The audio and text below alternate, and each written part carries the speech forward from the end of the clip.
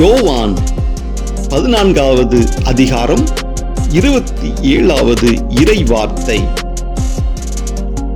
அமைதியை உங்களுக்கு விட்டு செல்கின்றேன், என் அமைதியையே உங்களுக்கு அளிக்கிறேன். நான் உங்களுக்கு தரும் அமைதி உலகம் தரும் அமைதி போன்றது அல்ல. நீங்கள் உள்ளம் கலங்க வேண்டாம். ஆம் பிரியமானவர்களே, உங்களுக்கு முன்பாக இந்த நற்கருணை பேழையில்தான் அந்த அமைதியானது இருந்து கொண்டிருக்கின்றது. உங்களையும் என்னையும் பார்த்து அவர் பேசிக் கொண்டிருக்கின்றார். உலகம் தரும் அமைதி போன்றது அல்ல, நான் கொடுக்கின்ற அமைதி.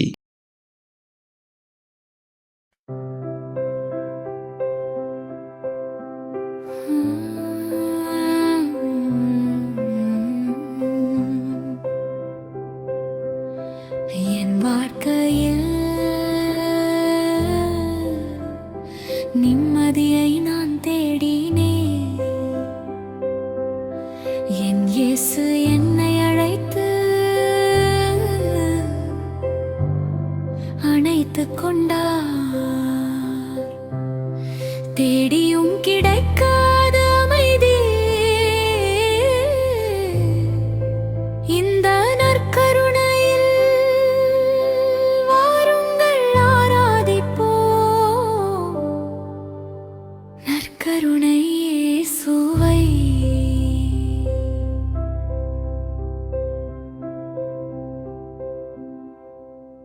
பல்வேறு விதமான அமைதியை கொடுப்பதாக பார்த்திருப்போம். ஆனால் உலகம் தருகின்ற அமைதி மாறிக்கொண்டே இருக்கும். ஆனால் உலகத்தார் மூலமாக வருகின்ற அமைதி மனமகிழ்ச்சியை கொடுக்கும், வேதனையை கொடுக்கும், பலவீனங்களை கொடுக்கும். ஆனால் அது சந்தோஷத்தையும் கொடுக்கும். ஆனால் அது சற்று காலத்தில் நம்மை விட்டு நீங்கிவிடும். அமைதி தருவதாக பலர் நம்மோடு கடந்து வருவார்கள். அமைதி என் உள்ளத்தில் இருக்கின்றது என்று நம்மை ஆற்றல் படுத்துவார்கள், அழைத்து செல்வார்கள், உபசரிப்பார்கள். அமைதியற்ற சூழ்நிலையில் நீங்கள் வாழ்ந்து கொண்டு இருப்பதை உணர்ந்து அந்த அமைதியை மாற்றும் விதமாக பல்வேறு யோசனைகளும் பல்வேறு மனமகிழ்ச்சியையும் கொடுத்து அன்றைய தினம் உங்களை ஆற்றல் படுத்துவார்கள். ஆனால் அந்த அமைதி எவ்வளவு நாள் நம்மோடு இருந்து கொண்டு இருக்கும்? அந்த அமைதி நம்மளை விட்டு எப்போது கடந்து செல்லும்? இதுதான் உலகம் கொடுக்கக்கூடிய அமைதி. இதுதான் உலகத்தார் மூலமாக கொடுக்கப்படுகின்ற அமைதி. அது எப்போ வேணாலும் நம்மை விட்டு கடந்து செல்லும். ஆனால் இந்த நற்கருணை பிரசன்னத்தில் வீற்றிருக்கின்ற நமது அன்பு தெய்வம், நம்மை படைத்த தெய்வம், நம்மை வாழ வைத்து கொண்டிருக்கின்ற தெய்வம் தருகின்ற அந்த அமைதி யாராலும் கொடுக்க முடியாத அமைதி, உலகத்தாரால் கொடுக்க முடியாத அமைதி. அந்த அமைதி என்றும் நம்மோடு வாழ்ந்து கொண்டிருக்கின்ற அமைதி. யாரெல்லாம் அமைதியை தேடிக்கொண்டு வெவ்வேறு இடங்களுக்கு சென்று தன்னைத்தானே ஏமாற்றிக்கொண்டு அமைதி அமைதி என்று சொல்லி பலரிடம் ஆலோசனை கேட்டு பலவிதமான மனமகிழ்ச்சி கூடங்களுக்கு சென்று அமைதியை தேடி அலைந்து கொண்டு இருக்கின்ற சூழ்நிலை இன்று நாம் பார்த்து கொண்டிருக்கின்றோம். என் வாழ்க்கையில் அமைதி இல்லை, என் வாழ்க்கையில் மகிழ்ச்சி இல்லை, அமைதியற்ற சூழ்நிலை நான் வாழ்ந்து கொண்டிருக்கின்றேன், நான் என்ன செய்வது? என் நிம்மதியான வாழ்க்கை என்னை விட்டு கடந்து போய்விட்டது, நான் என்ன செய்வது? அமைதியற்ற சூழ்நிலை என் வாழ்க்கையை இறுக்கமாக பிடித்திருக்கின்றது. இதை எப்படி மாற்றுவது, இதை எப்படி நான் சந்திப்பது என்றெல்லாம் சொல்லி பல கேள்விகளோடு அநேகருடைய உள்ளத்தில் இன்று கேள்விக்குறிகள் எழுந்து கொண்டிருக்கின்றது. ஆம் பிரியமானவர்களே, எப்போது நாம் ஆண்டவரை விட்டு விலகி சென்று கொண்டிருக்கின்றோமோ, ஆண்டவருடைய வழியை விட்டு நாம் விலகி சென்று விட்டோமோ, எப்போது ஆண்டவருடைய வார்த்தையை கேட்காமல் நாம் கடந்து சென்று விட்டோமோ, அப்போதே நாம் தள்ளாட ஆரம்பித்து விட்டோம். அமைதியை இழந்து விட்டோம், மகிழ்ச்சியை இழந்து விட்டோம். மறைவாக பாடுகளையும் வேதனைகளையும் நாம் ஏற்றுக்கொள்ளக்கூடிய ஒரு சூழ்நிலை உருவாகிவிட்டது. அநேகருடைய வாழ்க்கையில் நாம் எப்படியாகத்தான் பார்த்து கொண்டிருக்கின்றோம். பணம் இருக்கும், பதவி இருக்கும், எல்லா வசதி வாய்ப்புகளும் இருக்கும். ஆனால் அவருடைய முகத்தில் ஒரு மகிழ்ச்சியை நாம் பார்க்க முடியாது. ஏதோ ஒரு கவலை அவர்களுக்குள் இருந்து கொண்டே இருக்கும். ஏதோ ஒரு குழப்பமான சூழ்நிலை அவருடைய வாழ்க்கையில் இருந்து கொண்டிருக்கும்.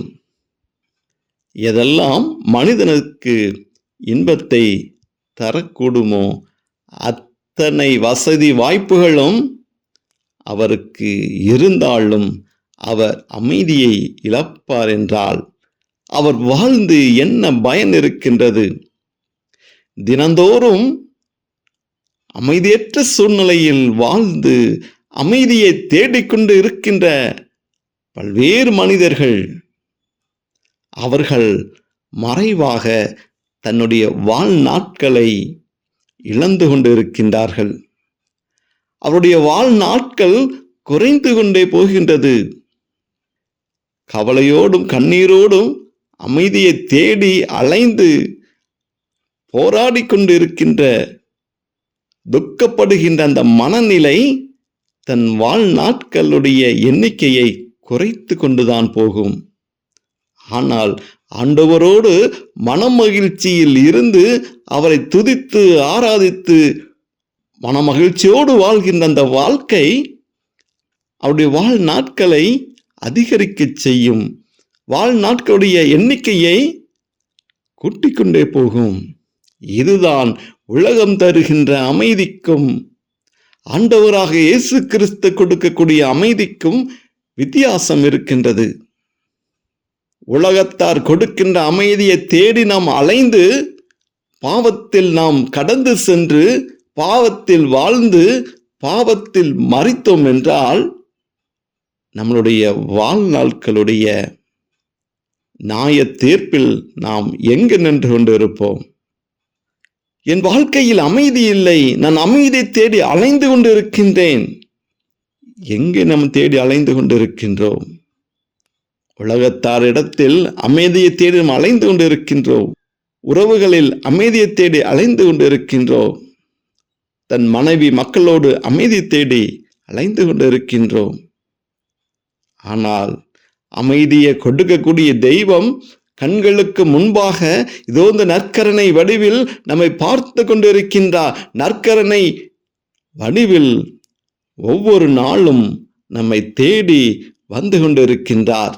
அந்த நற்கரணை ஆண்டவரோடு நாம் பேசுவதில்லை, நற்கரணை ஆண்டவரோடு நாம் உறவாடுவதில்லை. அந்த நற்கரணையை நாம் உண்டு புசிப்பதில்லை. உண்மையாக உள்ள அமைதி இந்த பிரசன்னத்தில் இருக்கின்றது. நிலையான அமைதி இந்த பிரசன்னத்தில் இருக்கின்றது. என்றும் அழியாத அமைதி இந்த நற்கரணை பிரசன்னத்தில் இருந்து கொண்டு இருக்கின்றது. இது நிலையான அமைதி, இது என்றும் மாறாத அமைதி. இந்த அமைதி உங்களுடைய வாழ்நாட்களை கூட்டிக் கொண்டே செல்லும், உங்களுடைய வாழ்நாட்களை அதிகரிக்க செய்யும். இது பாவத்தில் இருந்து உங்களை மீட்டெடுக்கும். அன்பு உள்ளங்களே, சிந்தித்து பார்ப்போம். அமைதியை தேடி அலைந்து கொண்டிருக்கின்ற அன்பு உள்ளங்கள், இதோ இந்த நற்கரணை பிரசன்னத்தை நீங்கள் தேடி வருகின்ற போது உண்மையாக இருக்கக்கூடிய, உயிரோடு இருக்கக்கூடிய, நமக்காக வாழ்ந்து கொண்டிருக்கின்ற இந்த நற்கரணை பிரசன்னம்தான் ஆண்டவர் கொடுக்கக்கூடிய அமைதி, ஆண்டவர் கொடுக்கக்கூடிய மகிழ்ச்சி, ஆண்டவர் கொடுக்கக்கூடிய வார்த்தை, ஆண்டவர் கரம் பிடித்து நம்மை அழைத்து செல்கின்ற பாதை, இது ஒளியாகவும் மீட்பாகவும் இருந்து கொண்டு இருக்கின்றது. ஒரு பணக்கார நண்பர் வாழ்ந்து கொண்டிருந்தாராம். அவருடைய வாழ்க்கை பயணத்தில் எண்ணற்ற சொத்துக்கள் அவரை தேடி வந்தது. அவர் ஒரு கடுமையான உழைப்பாளி. இரவும் பகலுமாக பல வேலைகளை செய்து, பல வியாபாரங்களை செய்து அவர் பல மடங்கு ஆசீர்வாதமான பணக்காரராக வாழ்ந்து கொண்டிருந்தார். அவர் யாரையும் ஏமாற்றி சம்பாதிக்கவில்லை. தன் உடல் உழைப்பாலும் தன்னுடைய கடினமான வாழ்க்கை முறையாலும் அவர் பல சொத்துக்கு அதிபதியாக வாழ்ந்து கொண்டிருந்தார்.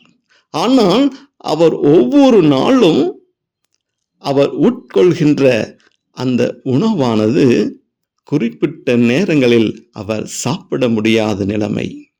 அவர் எப்போது சாப்பிடுகிறார், என்ன சாப்பிடுகிறார் என்று அவருக்கே தெரியாத ஒரு நிலையில் வாழ்ந்து கொண்டிருந்தாராம். பணங்கள் அதிகரித்தது, வசதி வாய்ப்புகள் அதிகரித்தது. ஆனால் எந்த அளவுக்கு பணங்களும் வசதி வாய்ப்புகளும் அதிகரித்து கொண்டு வந்து கொண்டு இருந்ததோ அந்த அளவுக்கு அவருக்கு நிம்மதியானது அவரை விட்டு கடந்து சென்று கொண்டே இருந்ததாம். அமைதியானது அவர் வாழ்க்கையை விட்டு கடந்து சென்று கொண்டே இருந்ததாம்.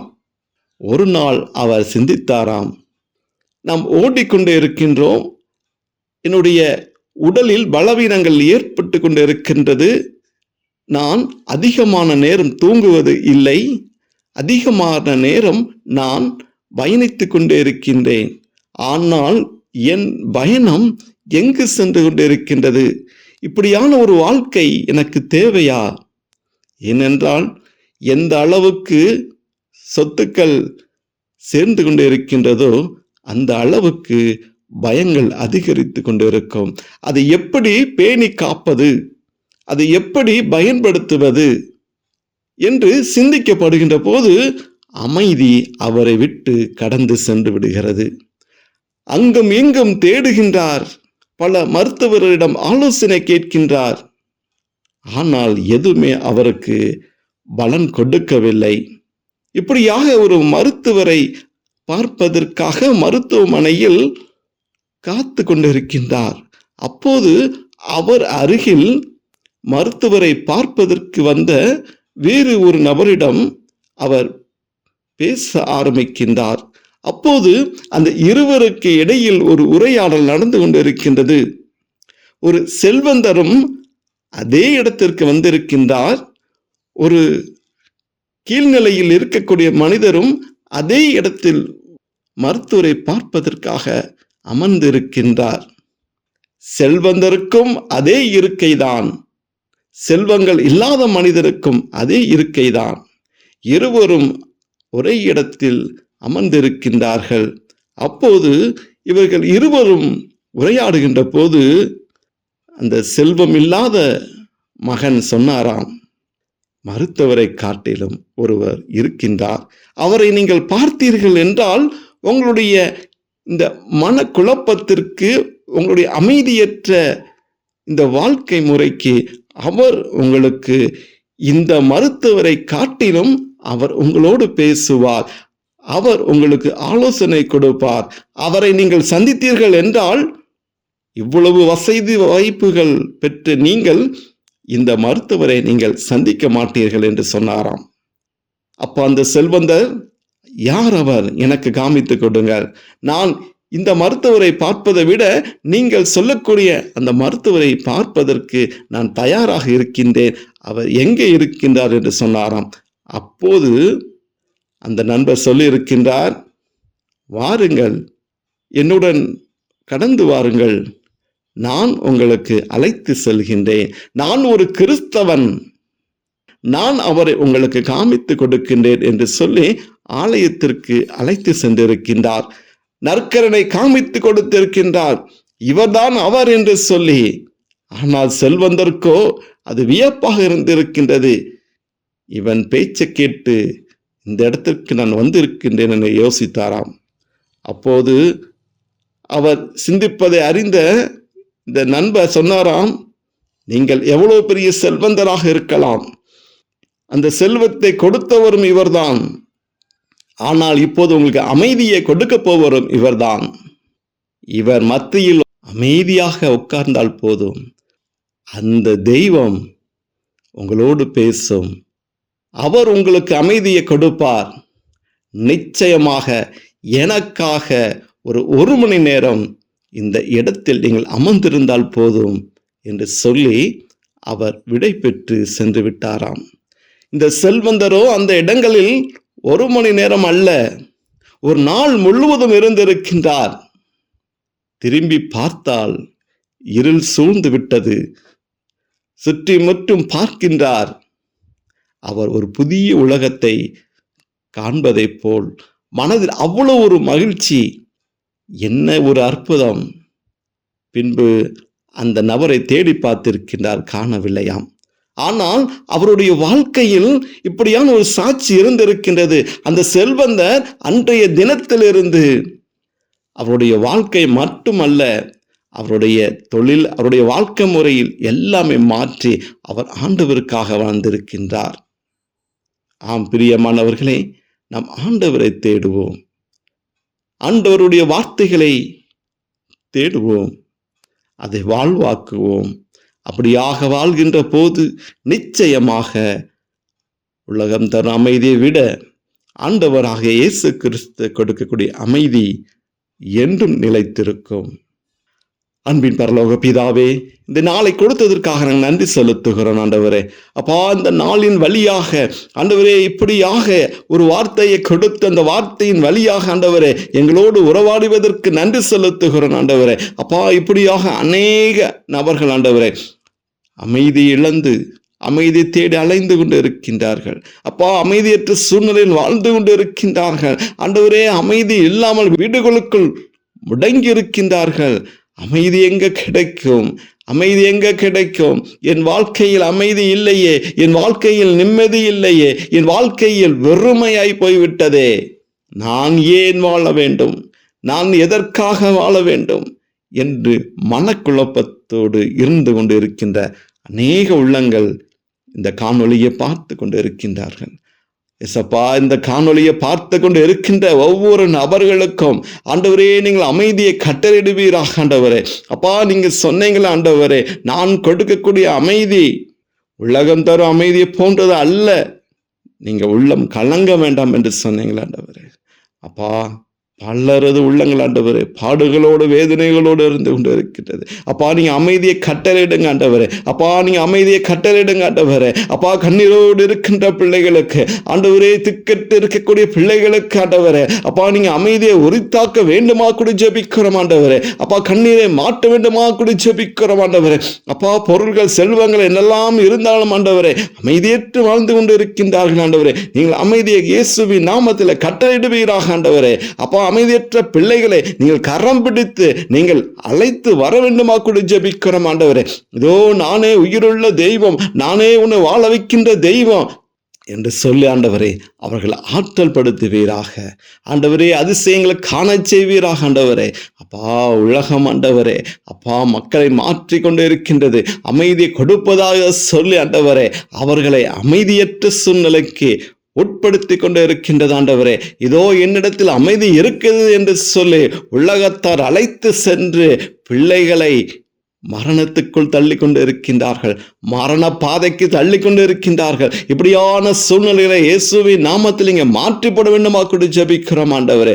அப்பா, மன அமைதியை கொடுப்பதாக சொல்லி ஆண்டவரே அப்பா பிள்ளைகளை மரணத்துக்கு ஏதுவாக அழைத்து சென்று கொண்டு இருக்கின்ற ஆண்டவரே மாய வித்தைக்காரர்களை ஆண்டவரே நீங்கள் அழித்து போட வேண்டுமா கூட ஜெபிக்கிறோம் ஆண்டவரே. அப்பா, ஒரு கூட்ட ஜனங்கள் ஆண்டவரே, யாரெல்லாம் அமைதியற்ற சூழ்நிலை வாழ்ந்து கொண்டு இருக்கின்றார்களோ அவர்களை தேடி அலைந்து அவர்களை பிடித்து ஆண்டவரே மரணத்துக்கு ஏதுவான வாழ்க்கையில் அவர்களை நடத்தி கொண்டு இருக்கின்றார்கள். இப்படியான சூழ்நிலை மாற வேண்டுமா கூட ஜெபிக்கிறோம் ஆண்டவரே. அப்பா, அநேகருடைய வாழ்க்கையில தனிமையில் இருந்து அமைதியை தேடிக்கொண்டு இருக்கின்றார்கள், மகிழ்ச்சியை தேடிக்கொண்டு இருக்கின்றார்கள் ஆண்டவரே. அப்பா, வாழ்க்கை எனக்கு வேண்டாம், என்னுடைய சூழ்நிலை இப்படியாக இருக்கிறது, எனக்கு மரணம் வந்தால் போதுமே என்று சொல்லி கலங்கி கொண்டு இருக்கின்ற உள்ளங்களுக்கு ஆண்டவர் இங்க ஆறுதலை கொடுக்க வேண்டுமா கூட ஜெபிக்கிறோம். கரம் பிடித்து தூக்க வேண்டுமா கூட ஜெபிக்கிறோம் ஆண்டவரே. அப்பா, அப்படியான பிள்ளைகளுக்கு ஆசீர்வாதத்தை கொடுங்க ஆண்டவரே. அப்பா, உமது ஆண்டை படிந்த கரம் இப்போது கலங்கி இருக்கக்கூடிய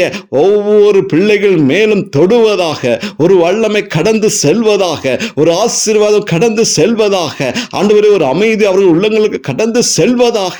நானே உயிரோடு இருந்து கொண்டு இருக்கின்ற தெய்வம், உனக்காக மரித்து உயிர்த்து உனக்காக வாழ்ந்து கொண்டு இருக்கின்ற தெய்வம், இதோ என்னுடைய உடல், இதோ என்னுடைய ரத்தம் உன்னை குணப்படுத்தி கொண்டு இருக்கின்றது, உன்னை ஆசீர்வதித்துக் கொண்டு இருக்கின்றது, இதோ உன் அமைதியை கொடுத்து கொண்டு இருக்கின்றது என்று சொல்லி ஆண்டவர் நாம் அவர்களை ஆசீர்வதிக்க வேண்டுமா கூட ஜெபிக்கிறோம் ஆண்டவரே.